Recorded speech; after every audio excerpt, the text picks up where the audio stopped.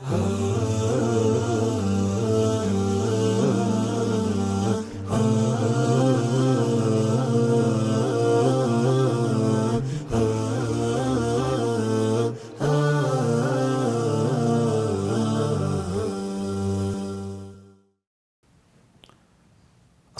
അലൈക്കും വറഹ്മത്തുള്ളാഹി വബറകാതുഹു. ബിസ്മില്ലാ വൽഹംദുലില്ലാ വസ്സലാത്തു വസ്സലാമു അലാ റസൂലില്ലാ വഅലാ ആലിഹി വസ്വഹ്ബിഹി അജ്മഈൻ അമ്മാ ബഅദ്.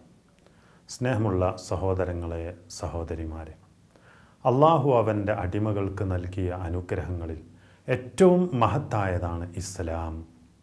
ഓരോ വിശ്വാസിയുടെ രാവിലെയും വൈകുന്നേരവുമുള്ള പ്രാർത്ഥനയിൽ തന്നെ നമുക്കിങ്ങനെ കാണാൻ പറ്റും: റദീതു ബില്ലാഹി റബ്ബ വബിൽ ഇസ്ലാമി ദീന വബി മുഹമ്മദിൻ നബിയ. അള്ളാഹുവിനെ റബ്ബായും ഇസ്ലാമിനെ ദീനായും മുഹമ്മദ് നബി സല്ലല്ലാഹു അലൈഹി വസല്ലമയെ നബിയായും ഞാൻ തൃപ്തിപ്പെട്ടിരിക്കുന്നു എന്ന്.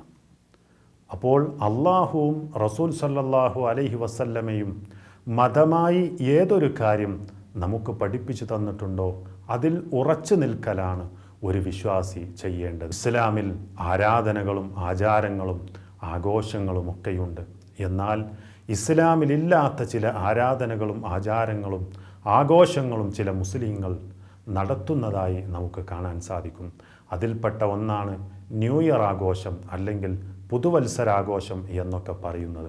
ഇവിടെ ഒരു മുസ്ലിം മനസ്സിലാക്കേണ്ടത്, ഇസ്ലാമിൽ രണ്ട് ആഘോഷങ്ങളാണുള്ളത്. ഒന്ന് ഈദുൽ ഫിത്തറും മറ്റൊന്ന് ഈദുൽ അദ്ഹയും. എന്നാൽ ന്യൂ ഇയർ എന്നൊരാഘോഷം ഇസ്ലാം നമ്മെ പഠിപ്പിക്കുന്നേ ഇല്ല. അതുമാത്രമല്ല, ജൂത ക്രൈസ്തവർ ഈ ദിവസം എത്തുന്നതിനു വേണ്ടി കാത്തിരിക്കുകയും അവരുടെ വീടുകളും കടകളുമെല്ലാം അലങ്കരിക്കുകയും ചെയ്യുന്ന സമ്പ്രദായം നമുക്ക് കാണാൻ സാധിക്കും. അപ്പോൾ ഇതാരുടെ മാർഗമാണ് എന്നുള്ളത് തന്നെ വളരെ കൃത്യമായിട്ട് നമുക്ക് മനസ്സിലാക്കാൻ സാധിക്കും.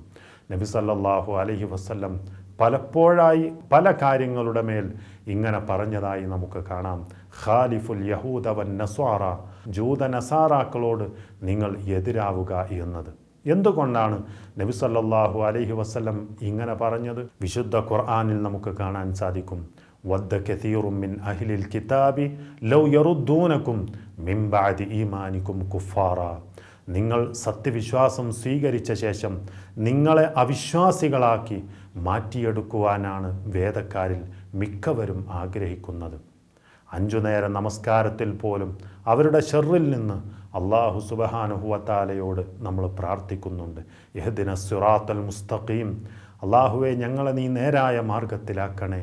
സിറാത്തല്ലദീന അൻഅംത അലൈഹിം, അഥവാ നീ അനുഗ്രഹിച്ചവരുടെ മാർഗത്തിൽ, ഗൈരിൽ മഗ്ദൂബി അലൈഹിം വലദ്ദാലീൻ, നീ കോപിച്ചവരുടേതോ നീ വഴിപിഴപ്പിച്ചവരുടേതോ മാർഗത്തിലല്ല. നബി സല്ലല്ലാഹു അലൈഹി വസല്ലമയോട് പോലും അല്ലാഹു സുബ്ഹാനഹു വ തആല പറയുന്നു: വലൻ തർദ അൻകൽ യഹൂദു വലൻ നസ്വാറ ഹത്താ തത്തബിഅ മില്ലതഹും ഖുൽ ഇന്ന ഹുദല്ലാഹി ഹുവൽ ഹുദാ വലഇൻ ഇത്തബഅത അഹ്വാഅഹും ബഅദല്ലദീ ജാഅക മിനൽ ഇൽമി മാ ലക മിനല്ലാഹി മിൻ വലിയ്യിൻ വലാ നസീർ. യഹൂദർക്കോ ക്രൈസ്തവർക്കോ ഒരിക്കലും നിന്നെപ്പറ്റി തൃപ്തി വരികയില്ല നബിയെ, നീ അവരുടെ മാർഗം പിൻപറ്റുന്നതുവരെ. ആയതിനാൽ പറയുക, അള്ളാഹുവിൻ്റെ മാർഗദർശനമാണ് യഥാർത്ഥമായ മാർഗദർശനം. നിനക്ക് അറിവ് വന്നു കിട്ടിയതിന് ശേഷം അവരുടെ തന്നിഷ്ടങ്ങളെ എങ്ങാനും നീ പിൻപറ്റിപ്പോയാൽ അള്ളാഹുവിൽ നിന്ന് നിന്നെ രക്ഷിക്കുവാനോ സഹായിക്കുവാനോ ആരുമുണ്ടാവുകയില്ല. ഇനി വല്ലവനും മറ്റു മതങ്ങളുമായിട്ട് സാദൃശ്യപ്പെട്ടിട്ടുണ്ട് എങ്കിൽ, ഇത്രയൊക്കെ മനസ്സിലാക്കിയ ഒരു വ്യക്തിയെ സംബന്ധിച്ചിടത്തോളം ആ വ്യക്തി മറ്റു മതങ്ങളുമായിട്ട് സാദൃശ്യപ്പെടുകയാണ് എങ്കിൽ റസൂൽ സല്ലല്ലാഹു അലൈഹി വസല്ലമ പറഞ്ഞു: മൻ തശബ്ബഹ ബിഖൗമിൻ ഫഹുവ മിൻഹും.